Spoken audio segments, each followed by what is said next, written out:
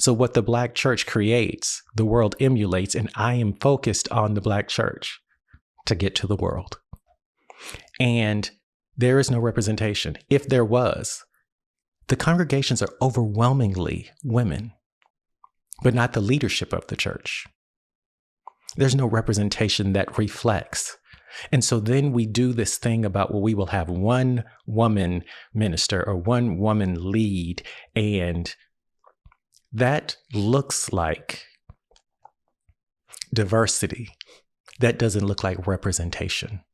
That looks like you put some people in the room.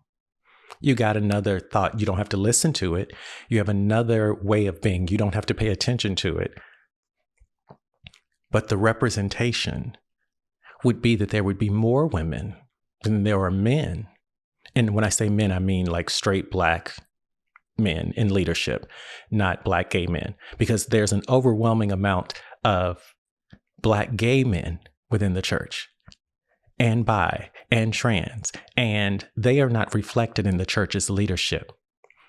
I say in my book that as a Black gay man, I learned directing the choir that I was not useful, that I was used. I wasn't useful when it was time to go out in front of everybody and into the important things, but I was useful for, you can get the congregation riled up and get the choir sounding good so that when the pastor gets up there, he can preach. That is the challenge. Representation should not be the one-off or the one in the room that looks like there's one. It should just be seamless. It should not have to be announced. And there is no representation. If there was, we would see more Black women in leadership within the Black church. We would see more Black gay and queer people in leadership in the Black church. It would not just be the choir stand. It would not just be the choir director or a couple of musicians. It would be in the deacon board and the missionary and the men's and women's ministry, but also a children's ministry, but also it would be a queer or a Black gay or lesbian ministry. It would not just be the singles ministry. It would be a part of all of it. That is representation. Taking the one and putting them up there, that makes it diverse. But when you really reflect the congregation before you, that is true representation. And that's what I saw at the Renaissance tour. Is that it just reflected what was. Without big fanfare, without a big announcement, it just was representation. And that is what the Black church lacks. And I think that with all of our buildings, our mega churches and our big this and we've got 50,000 members and we got, all of that stuff, that fine, that runs the church business. But it gives one ministers and preachers a bad rep because everybody out here not seeing that represented in the communities in which these churches are in, they look at it and say, oh, well, they just must be crooks. When really the majority of pastors and preachers are not mega pastors. They are the people who work another job and still make time to go to the church and still make time to go to people's houses to pray with the sick and bless your home. And they still go and do community things. And they are literally out there ministering to the needs of the people in the community. That is what ministry looks like. You can be a mega preacher, but a mega pastor is something else.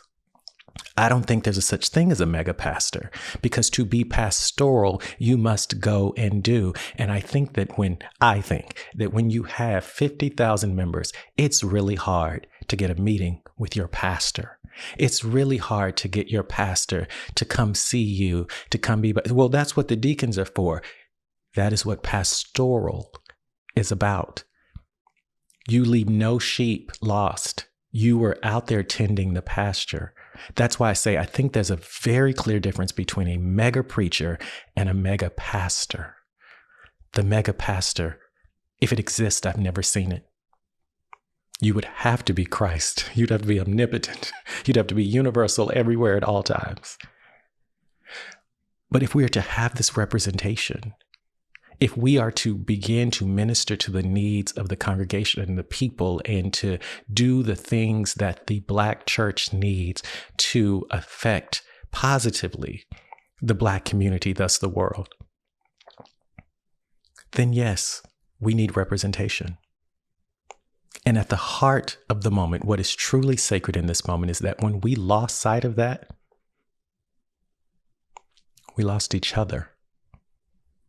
We lost community, as messy as it is. We lost being able to say, hey, my sister passed away. I'm going to go to the church and get $50 to help me get, gas to get to the place. The church used to do that. The Black church used to do that. Used to meet needs. It wasn't just opening a food pantry, but it was literally meeting the needs of the Black community. So yeah, the heart of the matter is that we've lost each other. And the best way to get that back is through representation, because representation will bring in a difference of thought, of being, of the way we do things. What is the quote? Zora Neale Hurston says that ghosts don't like new things. We need to stop living in a ghostly place within the church and speak to the present needs of today. I'm Carmen Michael Smith, reminding you to let disruption be the catalyst for your liberation.